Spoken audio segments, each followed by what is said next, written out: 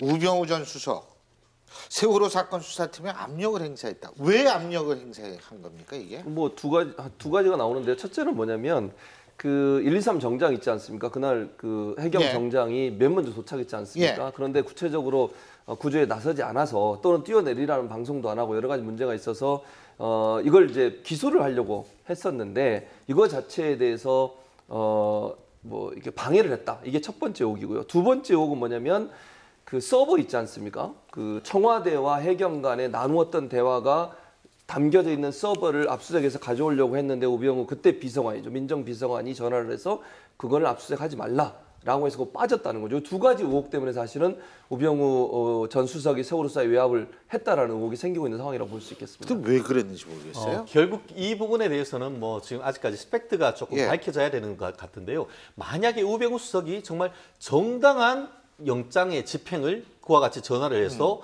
방해했다라고 한다고 하면은 말씀하신 대로 어떤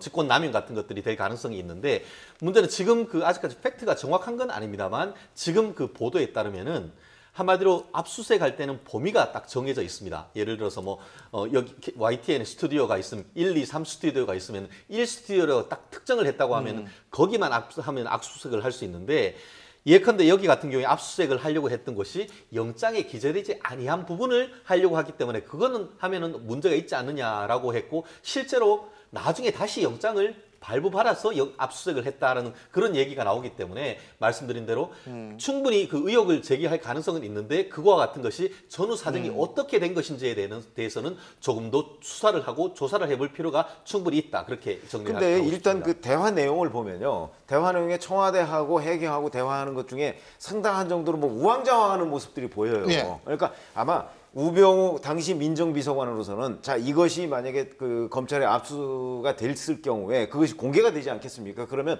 청와대가 해경하고 전화해서 그 바쁜 시간에 뭐 거기에 몇 명이 그 얘기는 뭐냐면 곧 청와대 대통령한테 보고할 거리를 지금 그 수집하고 있는 거거든요. 그런 점에서 보면 야 뭐 청와대는 전부 다 맨날 대통령한테 보고할 거리만 찾고 지금 이 막상 제일 중요한 구조 작업에는 크나큰 관심을 안 보이는 거 아니야? 뭐 이런저런 논란에 휩싸일 가능성이 있다. 본인은 아마 그렇게 판단했을 가능성이 저는 있는 거로 봐요. 그래서 사실은 그게 압수수색 되는 것 자체를 반대하는 거죠. 예.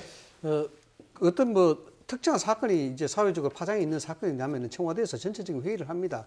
뭐 수석 비서관 회의라든가 이런 걸 통해 가지고 예. 나름대로 한 사람씩 차출해 가지고 예. 대응팀을 만들어요.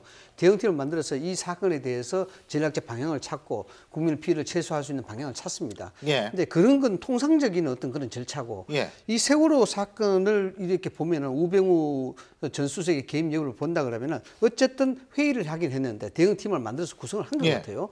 대응팀을 구성을 했는데 그 방향 자체가 예. 여론을 최소화시키자, 정부 부담을 최소화시키자는 쪽으로 간 것 같아요. 거기에 대해서 매개 역할을 한 사람이 우병우 수석으로 이제 나타나는 거죠. 예. 왜냐 그러면은 여기 이제 언론에 예. 다 보도가 됐습니다만 2014년 7월 29일 그리고 7월 8일 이 여기에 김명한 전 예. 전 수석의 민정수석. 예. 비방록에 보면은 철저하게 여론 전략을 할 수 있는 그런 정황이 뚜렷하게 예. 나타나거든요. 예. 이런 부분들이 있어서 이제 역할을 우병우 수석이 전화를 아하. 해서 전산 서버를 압수수색하지 마라. 뭐 이런 얘기를 한 거죠. 어쨌든 우병우 전 민정수석에 관한 여러 가지 의문점이 과연 내일 있을 청문회에서 어느 정도 풀릴지 저희가 내일 또 생각해 보겠습니다. 네 분 말씀 여기까지 듣죠. 고맙습니다.